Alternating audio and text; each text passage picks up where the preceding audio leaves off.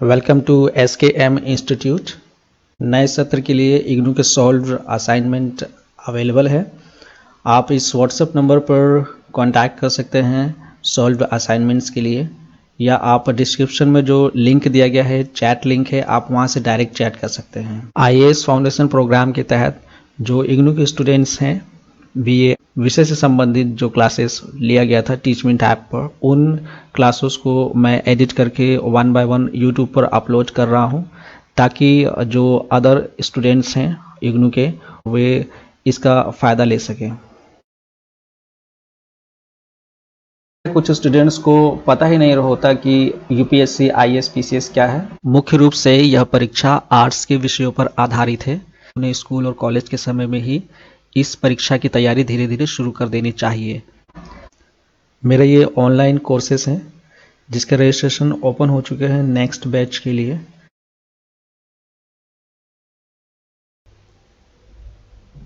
तो इस टॉपिक के अंदर हम देखेंगे कि जो विंध्य की पहाड़ियाँ हैं वहाँ पे नौपाषाण संस्कृति किस प्रकार की थी, और गंगा नदी की जो घाटियाँ हैं तो वहाँ पे जो नौपाषाण संस्कृति थी वो किस प्रकार की थी।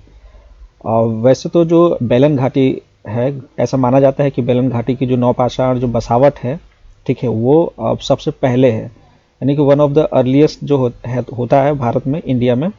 तो सबसे पहली जो बसावट हमें जो प्राप्त हुआ है वो बेलन नदी घाटी है, ऐसा माना जाता है। और यहाँ पे जो ये कहाँ पर है, ये दरअसल जो विंध्य और कैमूर पर्वतों के उत्तरी भागों में बहती है जो नदी है, बेलन घाटी नदी, बेलन नदी, ठीक है। तो ये विंध्य एवं जो कैमूर पर्वत है उसके उत्तरी भाग में बहती है। ये बेसिकली मैप है, ठीक है, तो ये गूगल मैप। तो ये जो देख रहे हैं आप, ये बेलन रिवर है, ये जो जा रहा है, ठीक है। और ये इसी के आस जो दोनों तरफ है वो घाटी है, इसको बेलन घाटी के नाम जानते हैं, ठीक है। और ये जो है विंध्य और कैमूर पर्वत रेंज, ठीक है। और इसके जो उत्तर साइड में जो है बेलन घाटी है। यहाँ का जो वातावरण है काफ़ी समृद्ध है और हरा भरा, यहाँ पे काफ़ी ज़्यादा जो है वनस्पति वगैरह है, और कई जंगली जानवर और जंगली चावल की प्रजातियाँ यहाँ पाई जाती हैं, ठीक है।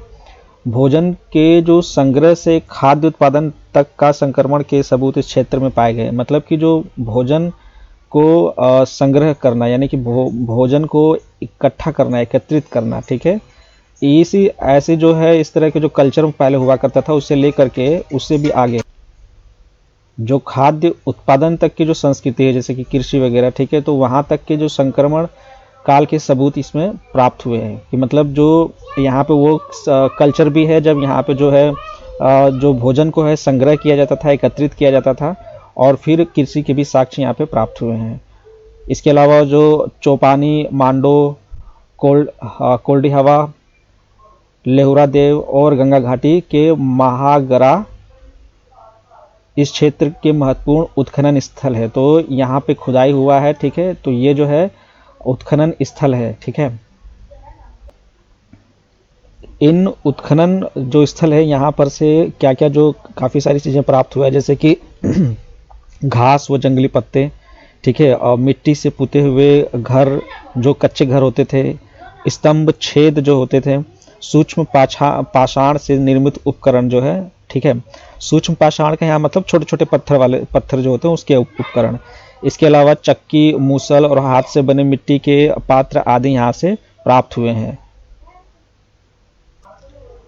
इसके अलावा यहाँ पर जो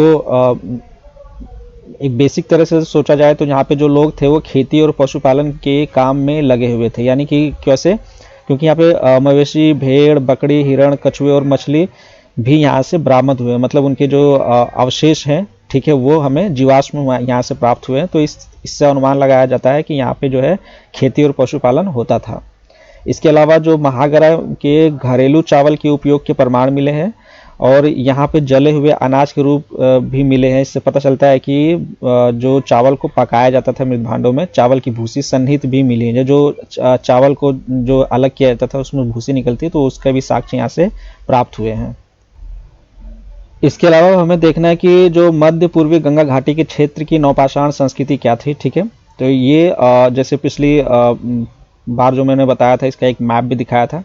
तो मध्य पूर्वी घाटी गंगा क्षेत्र की नौ जो पाषाण संस्कृति, इसमें जो चिरंद में मूल रूप से है कि जो कि सहारन जिले के घाघरा नदी के तट पर है। इसके अलावा चेचर, सेनुवर, ठीक है, सासाराम के पास है, और तारादीप जो कि ये लगभग 2000 BCE से लोगों को निवास करने के सबूत यहाँ से हमें प्राप्त हुए हैं। और जो सेनुवर है वहाँ से हमें चावल, जौ, मटर, जो कि मसूर, बाजरा के उत्पादन के सबूत हमें प्राप्त हुए हैं। चिरंद इम्पोर्टेंट स्थल है, यहाँ से मिट्टी के फर्श, मिट्टी के बर्तनों, सूक्ष्म पाषाण यानी वही छोटे छोटे छोटे पत्थर होते हैं उससे निर्मित वस्तुएं प्राप्त की गई है। पॉलिश किए गए पत्थर की कुल्हाड़ियाँ और पकी मिट्टी से निर्मित मानव मूर्तियां यहाँ से प्राप्त हुई है, तो ये याद रखिएगा। इसके अलावा यहाँ से जो हड्डियों से निर्मित उपकरण भी प्राप्त हुए हैं। तो चिरंद में जो लोग थे वो मिट्टी के बने दीवारों व घास व जंगली पत्तों में से जो निर्मित छत वाले गोलाकार अर्धावृत्ताकार घरों में रहते थे। बेसिकली जो ये घर थे ये जो है मिट्टी के बने हुए थे, लेकिन इसमें जो घास और जंगली पत्तों का इस्तेमाल किया जाता था। वो जो गाँव देहातों में जो होता है ना, मड़ई जिसे बोलते हैं, हाँ शहर के लोग नहीं समझ पाएंगे, तो उस तरह के जो है छाया जाता था उसको, मतलब उसको छप्पर लगाया जाता था उस तरह से। ठीक है, तो ये जो है गोलकार और अर्धवृत्ताकार घर होते थे, और यहाँ पे स्तंभ के नमूने के सबूत मिले हैं। इसके अलावा चावल, गेहूं, जौ, मूंग, मसूर और पौधे के अवशेष बरामद हुए हैं। ठीक है, तो मैक्सिमम आपको सबसे पहले ये ध्यान देना है कौन से स्थल पे चावल और गेहूं प्राप्त हुए और जौ। ठीक है, ये तीन चीज बहुत महत्वपूर्ण है। इसमें से ही अगर एग्जाम में अगर आप ये लिख जाते हैं तो कि कहाँ से चावल और गेहूं जो प्राप्त हुए हैं, तो उसका जो है इम्पैक्ट पड़ता है। इसके अलावा जो अगर आप कभी कॉम्पिटिटिव एग्जाम में बैठेंगे गवर्नमेंट एग्जाम्स के लिए, तो वहाँ पे जो है इस तरह के प्रश्न पूछे जाते हैं चावल, गेहूं, जौ वाले। इसके अलावा पक्की मिट्टी के बने कुबड़ वाले बैल, पक्षियों और सांप की मूर्तियां और चूड़ियां व मनके यहाँ से प्राप्त हुए हैं। ठीक है, और जो पत्थर फेंकने का एक हथियार होता है, जैसे गुलेल टाइप का बोल सकते हैं, ठीक है, उस तरह से एक दिमाग में बना के रखिए कि ऐसा कुछ हथियार प्राप्त हुआ जो कि पत्थर फेंकने का हथियार उसे कहा जाता था। इसके अलावा जो है यहाँ पे जो कि चिरंद, चेचर और सोनवार, इस तीनों जगहों से हमें ताम्र पाषाण युग के संक्रमण के प्रमाण मिले। यानी कि जो कृषि, ये जो नवपाषाण युग था, इसके आगे जब जो ताम्र पाषाण युग आया तो उससे जो है संक्रमण काल उसे बोलते हैं कि एक काल खत्म हो रहा है, दूसरा काल आरंभ हो रहा है, तो इसके जो बीच में जो ओवरलैपिंग होता है उसे संक्रमण काल कहते हैं। ठीक है, अभी हमें देखना है मध्य पूर्वी भारत की नवपाषाण संस्कृति। तो बेसिकली जो पश्चिम बंगाल और उड़ीसा के जो क्षेत्र हैं वो मध्य पूर्वी भारत में आते हैं। ठीक है, तो यहाँ पे जो क्षेत्र है बीरभनपुर, इस क्षेत्र का एक महत्वपूर्ण नवपाषाण स्थल है। याद रखिएगा, जब मध्य पूर्वी भारत की जब बात आए तो सबसे पहले लोकेशन याद रखिए कि पश्चिम बंगाल और उड़ीसा के क्षेत्र हैं।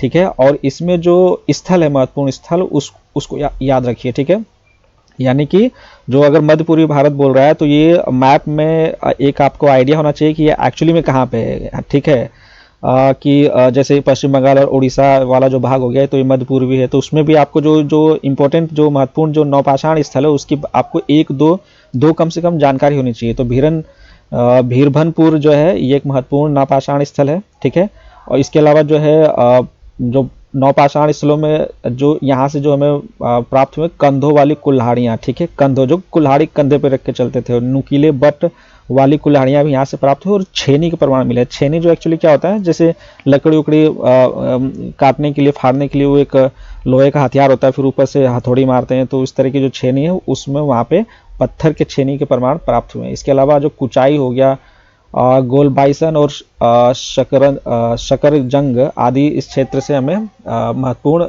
स्थल प्राप्त हुए हैं। ठीक है, तो ये मेन चीज़ हो, इन जो कुल्हाड़ियों के बारे में यहाँ पे जानकारी दी, इसको याद रखिएगा। ठीक है, इसके अलावा इस क्षेत्र में हमें गदा, लोढ़ा, मूसल, मोटे लाल बर्तन और डोरीदार मिट्टी के बर्तन हमें प्राप्त हुए हैं। ठीक है, और स्तंभ छेद और हड्डियां मिली है। ठीक है, तो स्तंभ छेद जो है, स्तंभ के अंदर छेद करने वाले जो हथियार होते हैं, मतलब जो हथियार थे उसको स्तंभ छेद बोला जाता है। तो स्तंभ छेद और हड्डियां हमें यहाँ से प्राप्त हुए हैं। इसके अलावा जो है पांडु राजार डीबी क्षेत्र में नवपाषाण संस्कृति मध्य पाषाण संस्कृति से विकसित हुई है। ये पांडु राजार डीबी क्षेत्र में जो नवपाषाण संस्कृति है वो कहाँ से विकसित हुई है, मध्य पाषाण संस्कृति से विकसित हुई है। तो यहाँ पे दो, एक भीरभनपुर और जो है पांडु राजार डीबी क्षेत्र, ये दो क्षेत्र याद रखिएगा, ठीक है।